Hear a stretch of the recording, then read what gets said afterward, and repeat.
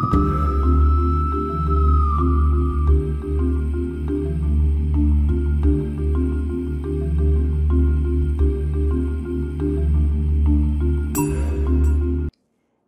सुस्वागतम, वेलकम। मैं निधि शिमाली आपके अपने इस YouTube चैनल में आप सभी का स्वागत करती हूँ। आज मैं आपके सामने नवंबर माह का मेष राशि वालों का मासिक राशिफल लेकर उपस्थित हुई हूँ और इस माह में आने वाले सबसे पहले व्रत और त्योहारों के बारे में जान लेते हैं। तो सबसे पहले 2 नवंबर को अक्षय नवमी यानी आंवला नवमी का पर्व मनाया जाएगा। 8 नवंबर को कार्तिक पूर्णिमा आ रही है। गुरु नानक जयंती भी इसी दिन मनाई जाएगी और पूर्णिमा के साथ साथ ये दिन रहता है देवताओं की दीपावली का, यानी देव दीपावली का ये समय होता है। 16 नवंबर को काल भैरव जयंती मनाई जाएगी। तो ये कुछ विशेष व्रत और त्योहार हैं जो कि इस माह को बना रहे हैं विशेष। अब जान लेते हैं कि ग्रहों के हिसाब से ये माह कैसा रहने वाला है, क्या ग्रह गोचर की स्थिति रहेगी, क्योंकि उसी पर आपका मासिक राशिफल डिपेंड करेगा। तो सबसे पहले बात करते हैं ग्रहों के राजा सूर्य की, जो कि वर्तमान में अपनी नीच की राशि तुला में विराजमान है और 16 नवंबर को यानी महीने के मिड में वे अपनी सम राशि वृश्चिक में प्रवेश कर जाएंगे। वहीं बुध ग्रह की बात करें तो वे वर्तमान में अपनी सम राशि तुला में विराजमान है और 13 नवंबर को अपनी शत्रु राशि वृश्चिक में प्रवेश करते हुए दिखाई देंगे। मंगल ग्रह जो कि वर्तमान में अपनी अति शत्रु राशि मिथुन में विराजमान है और आपके राशि स्वामी भी है, वे 13 नवंबर को बुध के साथ ही राशि परिवर्तन करने जा रहे हैं। वे अपनी अति शत्रु राशि वृषभ में विराजमान हो जाएंगे, परंतु यहाँ पर वे वक्री हो रहे हैं। अब तक वे मिथुन में बैठे थे, पश्चिमगामी होकर वृषभ में वे प्रवेश करते हुए वक्री अवस्था में विराजमान होंगे। गुरु इस पूरे माह अपनी खुद की राशि मीन में स्वग्रही होकर विराजमान रहने वाले हैं। शुक्र की बात करें तो वे वर्तमान में अपनी खुद की राशि तुला में स्वग्रही होकर विराजमान है और 11 नवंबर को वे अपनी शत्रु राशि वृश्चिक में प्रवेश कर जाएंगे। शनि ग्रह इस पूरे माह अपनी खुद की राशि मकर में स्वग्रही होकर विराजमान रहेंगे। राहु मेष में जो कि उनकी सम राशि और केतु तुला जो कि उनकी सम राशि है, इसमें पूरे माह विराजमान रहने वाले हैं। तो ये है इस माह के ग्रह गोचर की स्थिति का हाल। अब जान लेते हैं कि ये माह आपके लिए कैसा रहने वाला है। तो शुरू करते हैं मेष राशि वालों का मासिक राशिफल। ये जो मैं आपको राशिफल दे रही हूँ ये चंद्र गणनाओं पर आधारित है और आपकी राशि और लग्न दोनों के हिसाब से समान रूप से प्रभावशाली भी है। तो इसलिए अगर मैं कभी राशि बोलूँ या लग्न बोलूँ तो आप अपनी राशि के अकॉर्डिंग इसे देख सकते हैं। सबसे पहले आते हैं आपके राशि स्वामी पर, जो कि इस माह पश्चिमगामी होते हुए वक्री होकर मिथुन से वृषभ राशि में जाकर विराजमान हो रहे हैं। अगर आपकी कुंडली की बात करें, इस माह की ग्रह गोचर की कुंडली की बात करूं तो वे वर्तमान में आपके पराक्रम भाव में विराजमान हैं और 13 नवंबर को ही वे आपके पराक्रम भाव से आपके द्वितीय स्थान यानी धन भाव में आकर विराजमान होंगे और वहां पर वे वक्री हो जाएंगे। यदि क्रूर ग्रह कभी भी वक्री होते हैं तो वे अपना इफेक्ट और ज्यादा तेजी से दिखाते हुए दिखाई देते हैं, यानी उनका प्रभाव थोड़ा सा और अधिक क्रूर हो जाता है। अब आपके राशि स्वामी मंगल ऐसे तो लग्नेश हैं आपके, यानी आपके पर्सनैलिटी के भाव के स्वामी हैं, अपने से एक घर आगे जाकर बैठे हैं, परंतु मंगल चूंकि वक्री हो रहे हैं इसीलिए बहुत ज्यादा अपनी वाणी पर संयम और क्रोध पर नियंत्रण रखने की आवश्यकता है। जल्दबाजी में कोई भी काम न करें। कई बार बनते बनते काम आपके बिगड़ सकते हैं। आप अपनी वाणी से अच्छे कार्यों को भी नेगेटिव वे में ले जाएंगे, या फिर किसी से डील होने जा रही है, कोई इंपॉर्टेंट मीटिंग होने जा रही है, तो इस समय आपको बहुत धैर्य से शांति से अपने मुद्दों को सुलझाना है। कोई भी डिसीजन जल्दी में नहीं लेना है और क्रोध में तो कोई भी निर्णय आपको लेना भी नहीं चाहिए, क्योंकि ये आपके निर्णय को गलत करेगा, क्योंकि इस समय आप आवेश में हैं और उस चक्कर में आपको नुकसान की स्थितियां देखने को मिल जाएगी। तो थोड़ा सा अपनी पर्सनैलिटी पर ध्यान देंगे तो किसी भी प्रकार की समस्या न रिश्तों में होगी न प्रोफेशनल लाइफ से जुड़ी हुई समस्याओं का आपको सामना करना पड़ेगा। अब मंगल चूंकि आपके लग्नेश होने के साथ साथ अष्टमेश भी हैं, तो अष्टम भाव के रिजल्ट भी मंगल के आपको अच्छे मिलेंगे। क्यों? क्योंकि अष्टम भाव का स्वामी अपने से सप्तम जाकर अपने ही घर को देखेगा। हालांकि मंगल की दृष्टि भी इस समय वक्री है क्योंकि वे खुद वक्री हैं, पर अपने ही घर को चूंकि वो देखेंगे तो वे आपका नुकसान नहीं करेंगे। इस समय केवल वाहन चलाते समय आपको ध्यान रखना है, थोड़ा सा केयरफुली आपको वाहन चलाना है। यात्राएं करते समय अगर खुद ड्राइव करके ना जाएं तो वो आपके लिए ज़्यादा बेटर रहेगा। यातायात के संसाधनों का उपयोग करके ही आपको लंबी दूरी की यात्रा को तय करना चाहिए। इस समय गुप्त धन की प्राप्ति के स्रोत खुलते हुए दिखाई देंगे। शत्रुओं का विनाश होगा। गुप्त शत्रु आपके कार्य में किसी भी प्रकार का व्यवधान डालने में असफल होते हुए भी दिखाई देंगे। तो ये समय ओवरऑल पर्सनैलिटी के हिसाब से तो आपके लिए शांत रहकर अपने मुद्दों को सुलझाने का है, परंतु चूंकि राशि स्वामी वक्री हो रहे हैं इसीलिए आपको थोड़ा सा संभल कर ही रहना चाहिए। पर यह समय आपके शत्रुओं का नाश करेगा, आपके डिसीजन पावर को बढ़ाएगा। इस समय आपको गुप्त धन की प्राप्ति होगी। चलिए आगे बढ़ते हैं और सेकंड हाउस की बात करते हैं, यानी द्वितीय भाव पर आ जाते हैं। द्वितीय भाव के स्वामी हैं शुक्र, और शुक्र वर्तमान में तो तुला राशि में विराजमान है और वहां पर वे अपनी खुद की राशि में बैठे हैं। यानी 11 नवंबर तक का समय आपके लिए बहुत अच्छा है, क्योंकि 11 नवंबर तक वे आपके सप्तम भाव में जाकर बैठेंगे। सप्तम भाव में बहुत अच्छे रिजल्ट शुक्र के आपको देखने को मिलेंगे, क्योंकि अपने ही घर में बैठे हैं। हालांकि 7th हाउस में शुक्र कारको भाव नाश की भी स्थिति लेकर आते हैं, पर फिर भी परिस्थितियां धन भाव के हिसाब से आपको अच्छी देखने को मिलेगी। इस समय आपके काम द्रुत गति से संपन्न होंगे। कामों में आ रही दिक्कतें और परेशानियां सर्वथा के लिए समाप्त हो जाएगी। इस समय आप बहुत कॉन्फिडेंट नजर आएंगे। आपके सहकर्मियों के साथ आपका तालमेल बहुत अच्छा रहेगा और बड़ी जिम्मेदारियां आपको अपने वर्क प्लेस पर निभाने को मिलेगी। यानी कुछ बड़े चैलेंजेस से भी आपको गुजरना पड़ेगा, परंतु ये आपको और अधिक मजबूत और सशक्त बनाएगा। कुटुंब में मान सम्मान में वृद्धि होगी। वाणी से आप सबको मोहित करते हुए नजर आएंगे। परंतु 7th हाउस की अगर मैं बात करूं तो 7th हाउस के हिसाब से शुक्र के रिजल्ट वैसे तो जो अविवाहित युवक युवतियां हैं उनके लिए तो बहुत अच्छे हैं, परंतु विवाह में किसी न किसी प्रकार से मिसअंडरस्टैंडिंग उत्पन्न हो सकती है। वैवाहिक दंपतियों को एक दूसरे को लेकर चलना चाहिए। अब 11 नवंबर के बाद शुक्र आपके शत्रु स्थान में यानी अष्टम भाव में जाकर विराजमान होंगे, और शुक्र का अष्टम जाकर बैठना इतने अच्छे रिजल्ट आपको नहीं देगा। हालांकि द्वितीय भाव का स्वामी अपने से सप्तम बैठेगा तो धन लाभ की स्थितियां आपको यथावत देखने को मिलेगी, परंतु इस समय लाइफ पार्टनर के साथ में किसी न किसी बात को लेकर बहस हो सकती है। मिसअंडरस्टैंडिंग का वातावरण उत्पन्न हो सकता है। थोड़ा सा केयरफुल होकर आपको चलना चाहिए। अब आते हैं तृतीय भाव पर। तृतीय भाव की अगर बात करें तो तृतीय भाव के स्वामी हैं बुध, और बुध आपके सम राशि यानी तुला राशि में 7th हाउस में जाकर विराजमान है।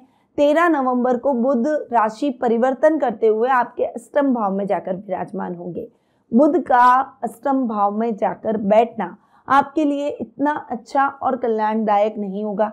तृतीय भाव यानी धन पराक्रम भाव के हिसाब से बुध के रिजल्ट इतने अच्छे नहीं होंगे, क्योंकि पराक्रमेश अपने से षष्ठम जाकर बैठेंगे, तो षष्ठम भाव के रिजल्ट वे इतने अच्छे नहीं देंगे। थोड़ा सा आपको अपने भाई बहनों के साथ में डिस्प्यूट झेलना पड़ सकता है। विरोधाभास की स्थिति, वैचारिक मतभेदों की स्थिति आपको झेलनी पड़ सकती है। इस समय आपको बहुत केयरफुल होकर अपने भाई बहनों के साथ में रिश्ते को आगे बढ़ाना चाहिए।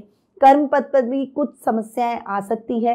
डेली रूटीन की लाइफ भी थोड़ी सी डिस्टर्ब होती हुई दिखाई देगी। इस समय जो काम आपने तय समय में सोचे हैं कि मुझे ये काम करने हैं, उन कार्यों को करने में भी कुछ कठिनाई का सामना करना पड़ेगा, परंतु आपके हौसले अगर बुलंद हुए तो आप इन कठिनाइयों के बावजूद अपनी मंजिल को जरूर प्राप्त कर लेंगे। क्योंकि व्यक्ति हमेशा कर्म प्रधान रहे तो वो भाग्य को भी मोड़ने का बल रखता है। इसीलिए आपको कर्म प्रधान बनते चले जाना है, अपने कर्तव्य का पालन निरंतर करते चले जाना है। अब षष्ठम भाव की बात करते हैं। षष्ठमेश अपने से तृतीय जाकर बैठे। इस समय थोड़ा सा चीजों को भूल जाने जैसी प्रॉब्लम आपको हो सकती है। यानी आपने कोई चीज रखी किसी जगह पर और फिर उसके बाद में आप भूल गए, उसको ढूंढे जा रहे हैं, परेशान हुए जा रहे हैं, या फिर थोड़ा सा नर्व सिस्टम से संबंधित समस्याएं, रोगों में आपको बहुत ज्यादा ध्यान रखना है। यानी बीपी, शुगर, थायराइड या फिर कोई ब्लड क्लॉट हो जाना, ऐसी समस्याएं उत्पन्न हो सकती है। मांसपेशियों में दर्द होना, नर्व्स की वजह से कुछ प्रॉब्लम हो जाना, ऐसी स्थितियां उत्पन्न हो सकती है, इसलिए बहुत ज़्यादा संभल कर रहें। अपनी मानसिक स्थिति को थोड़ा सा आप सुदृढ़ रखें। छोटी छोटी बातों पर विचलित होने की अपेक्षा अपनी मेंटल बैलेंस को बनाए रखें। अगर आप ऐसा करेंगे तो दिक्कतें आपके जीवन में कम भी होगी और इसका फायदा आपको दूरगामी देखने को मिलेगा। वैसे इस समय आपको अपने विरोधियों से भी सावधान रहना पड़ेगा, क्योंकि शत्रु पक्ष आपके खिलाफ किसी न किसी प्रकार से व्यवधान आपके काम में डालने का प्रयास जरूर करेगा। तो अपने शत्रुओं के प्रति थोड़ा सा सावधान रहें और रुपए पैसे से संबंधित लेन देन के कार्यों में थोड़ा सा सजग रहें। अब आते हैं आपके सुख स्थान पर। सुखे से चंद्रमा जो कि फ्लक्चुएट होते रहते हैं, इस समय सुखों में वृद्धि होगी, माँ का साथ और सहयोग मिलेगा। एक इमोशनल बॉन्डिंग आपके परिवार के साथ आपकी बढ़ती हुई दिखाई देगी। कोई भी काम जल्दबाजी में आपको नहीं करना है, परिवार को साथ में लेकर चलें। अगर आपको कोई कंफ्यूजन है तो आप अपनी माँ से सलाह ले सकते हैं। उनके नाम से कोई निवेश करते हैं तो उसमें आपको बहुत अच्छा फायदा होगा। वर्क प्लेस पर आपको अधिकारियों का पूरा साथ और सहयोग मिलेगा। हालांकि एक टीम वर्क की तरह कार्य करना ही आपके लिए उचित रहेगा। अब आते हैं आपके पंचम भाव पर।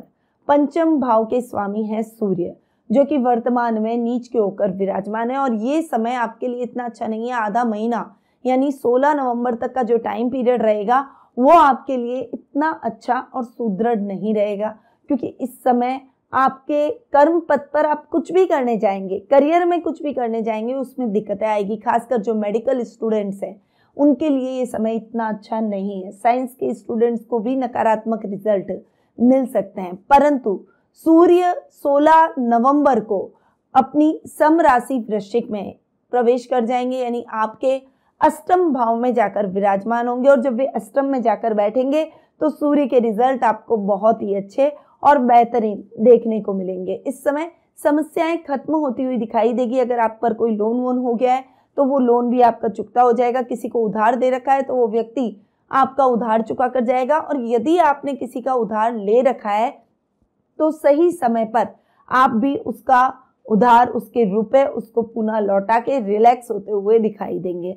इस समय धन कर्म के कार्यों में आपकी रुचि बढ़ेगी, परंतु रिस्की कामों में हाथ डालने से आपको इस समय बचना चाहिए। अब बढ़ते हैं आगे और सीधा आ जाते हैं आपके भाग्य स्थान पर, क्योंकि भाग्य स्थान के स्वामी हैं गुरु, जो कि आपके 12th हाउस में स्वग्रही होकर विराजमान हो रहे हैं। भाग्येश का अपनी से चतुर्थ जाकर बैठना बहुत अच्छा फाइनेंशियल कंडीशन को ठीक करेगा।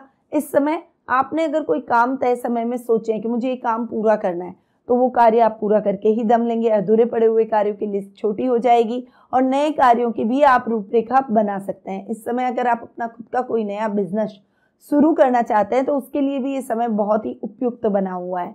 वहीं जो युवक युवतियां नौकरी की तलाश कर रहे हैं उनकी वो तलाश अब खत्म होती हुई दिखाई देगी और धर्म कर्म के कार्यों में भी आपकी रुचि इस माह बढ़ती हुई दिखाई देगी। घर में कोई धार्मिक अनुष्ठान भी हो सकता है। अब गुरु चूंकि आपके 12th हाउस के लॉर्ड और 12th हाउस में स्वग्रही होकर बैठे, तो यदि आपको अभी गुरु की महादशा चल रही है तो इस समय विदेश जाने का सपना आपका निश्चित तौर पर पूरा होगा। यदि वहां जाकर आप अपना व्यापार करना चाहते हैं या नौकरी करना चाहते हैं तो उसके लिए भी ये समय बहुत ही सपोर्टिंग आपके लिए रहने वाला है।